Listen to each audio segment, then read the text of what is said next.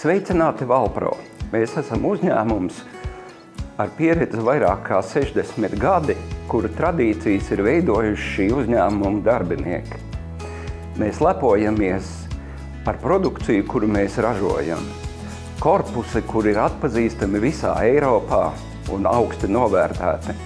Degvielas kannas, kuras pazīst visā pasaulē, un ne tikai civilajā tirgū, bet arī militārajā, kas uz šobrīd ir ļoti svarīgs.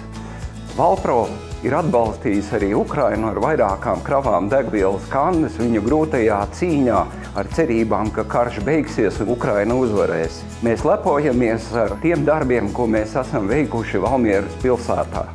Kopā ar pašvaldību esam izveidojuši sakoptu vidi un objektu, kas atrodas pie Gaujas, pie dzelzceļa tilta.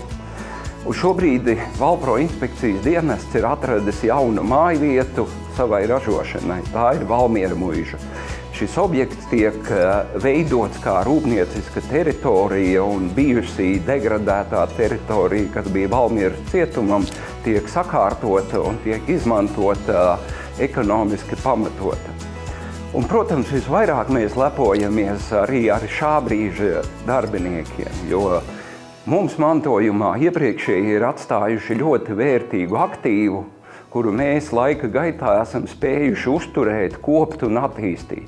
Arī šā brīža darbinieki, kas kopumā ir 280, turpina iesāktās tradīcijas un izskatās, ka mums tas izdodās labi. Paldies par mūsu augsto novērtējumu, un es ceru, ka tas dos arī spēku un apņēmību Valpro turpināt augt un attīstīties. Es gribētu novēlēt visiem Latvijas iedzīvotājiem un valmieriešiem būt aktīviem, sadarboties un savstarpēji komunicēt, lai kopumā mēs spētu sasniegt tos mērķus, kurus ļoti daudzi gribētu. Tas ir pārticīga valsts un pārticīga Eiropa.